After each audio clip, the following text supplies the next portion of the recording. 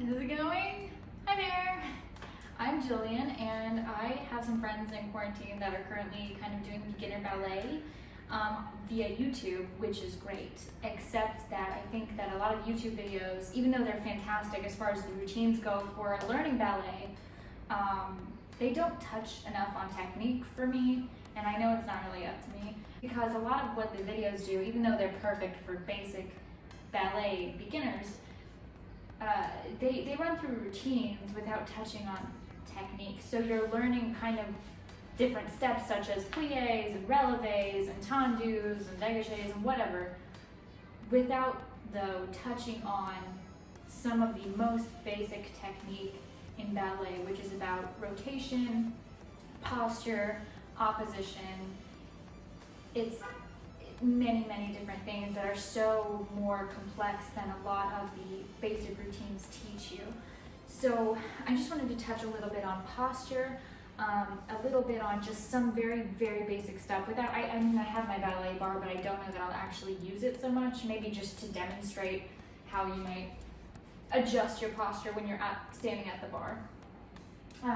If you have a ballet bar, great. If you don't, chairs, the backs of chairs, as long as it's not a chair that you'll just like, if you put a little bit of pressure on it, just falls over. Like I wouldn't use a rocking chair, obviously. Just anything that is tall enough that you can rest just an arm on it, because the bar is not so much that you need to put a lot of weight on it, and as you get stronger, you'll find that it's just more of a balance tool more than anything. The stronger your body becomes as you take ballet, you might first notice you're putting more weight on it because you're heavy. It helps assist you in lifting your own body weight. But when you become strong enough, you'll be able to do way more of the lifting, and the bar is kind of just there as a balance friend. The posture I wanted to talk about, though, has a lot to do with opposition, and that's just like the most basic technique of all. So ballet started back with Louis XIV. He's the first, the godfather of ballet, basically, and he created this art form that was supposed to be light and airy and almost make it look as if the dancers were flying, which is a lot of what you'll see when you see any professional ballet performances. You just don't even know how they do some of the things that they do, and they make it look easy. So a lot of people see ballet and think like, whatever, I could do that. But ballet is so hard. It's so hard.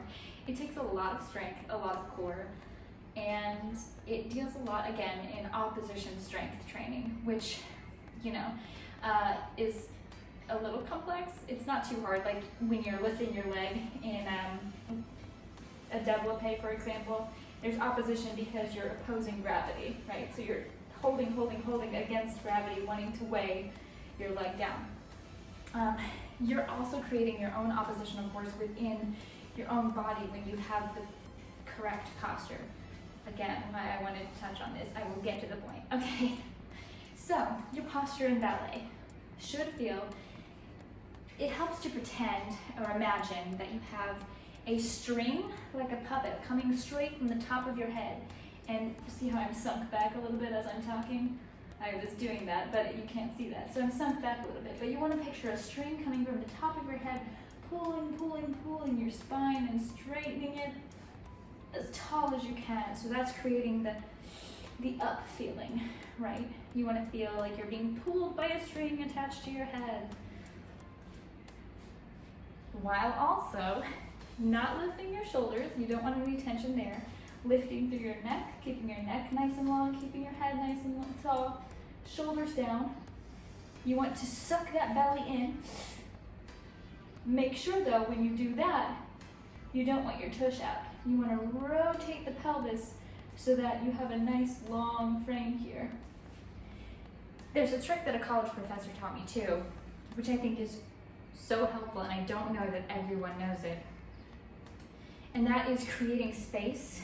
It's imagining that there's a space between your leg and your hip, your bones there that go together, right?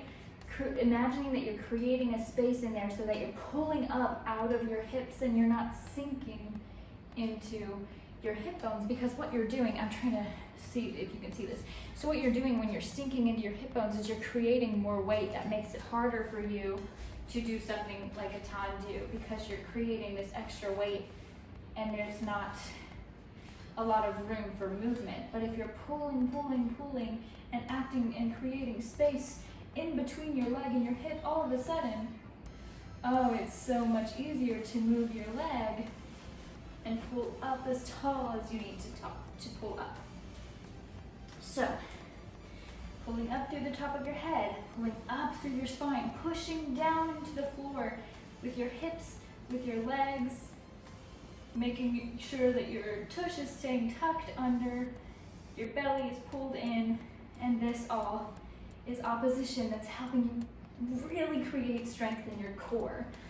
So even just standing like this for a while is something of a strength exercise because you're really creating that oppositional force within your own body. I'm like out of breath. I'm out of shape. Some simple exercises that you can do without a bar. You can do arm exercises, and that also creates opposition because you're opposing gravity when you're just holding your arms in a position.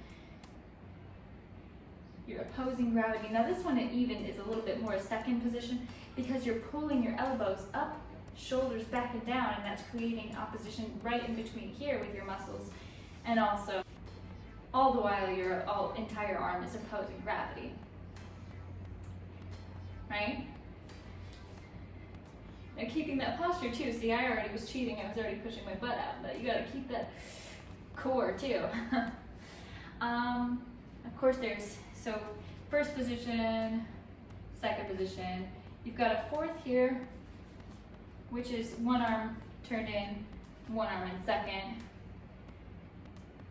One of my teachers in college as well, one of my professors, I should say, taught that your energy should always keep your body moving. You should feel almost like when you're doing ballet and running through those movements, almost like you're moving in water, right? Or moving through some honey or some jello or what, I don't know about jello, you bounce a little bit, but something where it creates a bit of it creates a bit of a slower movement that's just a little more flowy, right? Turnout and positions is going to be hard to teach with this frame because it's very small, but I don't know if you can see my feet, I can't tell. First position, your heels are together, butt's tucked under, core, tummy tucked in, heels are together, toes are out. That's first position. Here, first position, here. Yeah? This is with your arms, of course. First position. Second position, arms and feet. You just slide one of your feet out. It doesn't matter which. You can slide your right foot out. You can slide your left foot out as long as one of your feet stays in place. Second position is here, about shoulder width. Arms are shoulder width. Again, keep that butt tucked under. I am cheating a lot. I'm so sorry. I think when I was first taught when I was first learning ballet as a small child, one of my dance teachers would tell us basically to squeeze our cheeks together. That's how she put it, and that's what keeps your butt kind of tucked under. I don't love that image, so I just kind of try to rotate my pelvis, but that actually squeezing your butt together might actually help keep your butt tucked under. And it's also a glute exercise, so think of it that way. Squeeze those cheeks together. First, second. Perfect. So now you can do fourth. I want to say opposition. I don't know. I think you can do really your arms either way, whether in opposition or whether they're, it just depends. But fourth position, I should explain, is you'll have the heel of your front foot. It's almost like there's a line that is straight out from the toe of your back foot. So my heel of my front foot is in line with the toe from my back foot. So you're still keeping your feet turned out, creating an opposition there. Fourth position is tricky, but you're creating an opposition there because your feet are going opposite directions. One's a little bit in front of the other. So that's creating a nice twist and rotation in your thighs. So fourth position can go either way. Right foot in front, left foot in front. And fifth position is same kind of turnout, where your feet are going opposite directions, but now you're heel of your front foot is touching the toe of your back foot. So your feet are still turned out, as you can see, in opposite directions, but they're connected. You're squeezing, squeezing, squeezing your thighs together, squeezing the butt together, really pulling up through the spine. It should be a little hard to breathe. What would beauty be without a bit of a struggle? Am I right? Pliés are just, we'll say a demi-plie is a slight bend in the knees. You want to make sure your butt is staying tucked under, your tummy still being pulled up, just a slight bend in the knees. It's like a mini squat. These are pliés in first position. Pliés in second position will be more of a squat, a little wider, but it's a demi-plie, so it's a small, just a slight bend. You want to stay pulling up even as you're squatting down. Fun, right? Fourth position is tricky. You want to keep your weight centered in fourth position. So you don't want to put your weight too far forward, right? You don't want it too far back. You want to try to keep your weight centered in fourth position. Just a slight bend, weight centered. Fifth position, of course, toes to heel, slight bend, squeezing, squeezing, squeezing, opposing. Yes, okay. A grand plie is a large plie. It's French. If you know any French or are familiar with any French, a lot of this terminology, all of it's French, but also a lot of this terminology is describing what you're doing. Like I know, for example, a chasse, one of my instructors called it a chase because one foot is chasing the other. Chasse, that's how it's spelled, right? And I know a fondue is to melt. So any move that's more of a melting move is a fondue, right? Bit of a melt. What was grand plie? Yes. So if you want to hold on to your support, you can. I'm going to because old, out of shape. So first position, for example, you have your demi-plie, a small plie, again, keeping your butt tucked under, keeping your spine pulled up. A grand plie, you're going to lift your heels off the ground. Keep them on the ground as long as you can. You're probably a little more flexible in your heels than I am. My heels are not very flexible. But you want to keep them on the ground as long as you can. Last second, lift them off all the way down. And then put them on the ground as quickly as you can and coming back up. So it's almost like a squat. I'll do it from the front if you can see. Going as far as you can, lifting those heels, keeping your weight centered, back up, right? Grand plie in second, your heels do not leave the ground. They stay on the ground, but you widen the stretch. Ooh, having trouble sliding on my carpet. You widen the stretch so you can squat as far as you can, all while making sure your weight stays centered, your butt stays tucked under, etc. Squat of plie. You know what I meant. Squat. Fourth position, grand plie. Again, really want to keep your heels on the ground as long as you can, and then as soon as you're coming up, put them on the ground as quickly as you can. But also, in fourth position, making sure your weight, again, stays centered. So, grand plie in fourth, plie, grand plie is here, heels are up, but the weight was centered, right? Hopefully. Fifth position, same concept, large plie, heels are coming off the ground, keeping your weight as centered as you can, coming back up. So those are pliés. It's important also to note that most of ballet, if you're lifting your foot on the ground, you should be pointing your toes. Pointing your toes, of course, this is flexing, right? Flexing here. Pointing is pushing through those toes. You want to try to create as much of an arch as possible. Oh, it hurt. I always hurt my toes. It's been a long time. You want to try to create as much of a point and an arch in your foot as possible when you're pointing. Also, you'll want to rotate so that the inside of the arch is up. So you're pulling up through your heel, really pushing down through your toe, and that's what's creating that arch. If your knee is on top, okay for jazz, okay for ballet, but if they prefer more of a rotation, a turnout. If your pinky toe is on top, that's sickling your foot. You don't want to have this kind of a look here. That's sickling.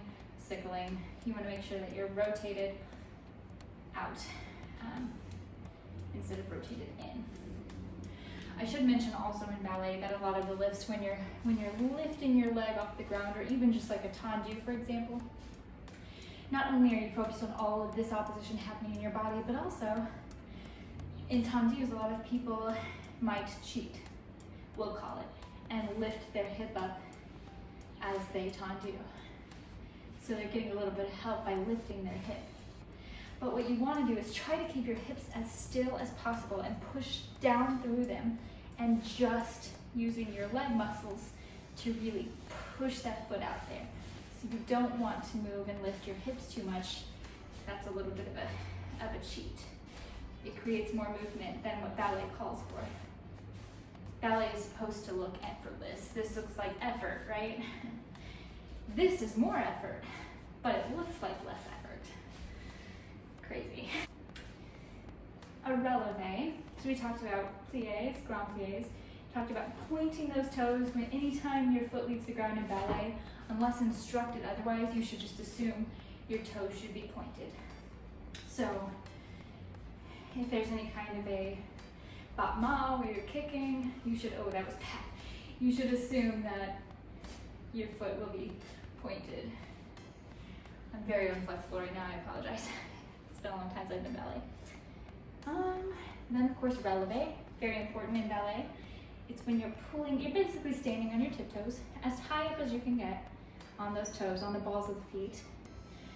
Obviously we're not doing point because we don't have point shoes, but you're standing as tall as you can on those balls of your feet. Releve is used a lot because most of the movement when ballet moves is going to be taking place on the toes. Because they want to look light and airy, you basically should not be able to tell they're touching the ground because it's always on releve, rising up. So anytime someone says releve, you'll be pulling up to your toes, no matter which position you're in. There's also a bit of a technique with rolling through the foot. When you're leaving the ground and coming back down, or when a foot is leaving the ground and coming back down, you want to roll through your foot. It's most noticeable when you're doing a jump or a leap, because if you don't roll through your foot, it can sound like a herd of elephants hitting the ground, and I know this because I have made that sound. If you're not rolling through your feet, you're not kind of preserving that sound. You're kind of, I'll just show you. So if I were to jump and just land without rolling through my feet, it creates far more noise. My neighbors hate me, I assure you. I'm on the 3rd floor, so they love this. If I'm rolling through my feet, however, which is going toe all the way rolling through the foot, that's what I mean by that. When your foot leaves the ground, it should roll the opposite direction, like so, right? So you're really rolling through that foot. You can practice that a few times. Oh yeah, but if I'm jumping and I roll through my feet as I land, that actually might have made more noise, but it wasn't supposed to. I'm sure my neighbors will let me know. Anyhow, so when you're lifting your leg off the ground or pushing out, your toe is the last to leave the floor. Even in just a tendu, your foot's not leaving the floor, but you'll lead keeping your foot attached to the floor, and the last thing that will stay on the floor is the toe. If you were to lift it off the ground, your toe would be the last to leave the floor, right? So that's what rolling through the foot is. It's making sure you lift heel to toe and you put it down toe to heel. So, yes. I think that's most of the technique I'm missing when I'm watching these YouTube videos. If you have any questions about any terminology, any basic foundational moves, any questions further on technique, on posture, I think answer them. It's been a long time since I've taken ballet. I have a lot of the information in there, even if I don't know the proper terminology, I at least know the technique. So if you have any questions, pop them down there and I will answer them to the best of my ability.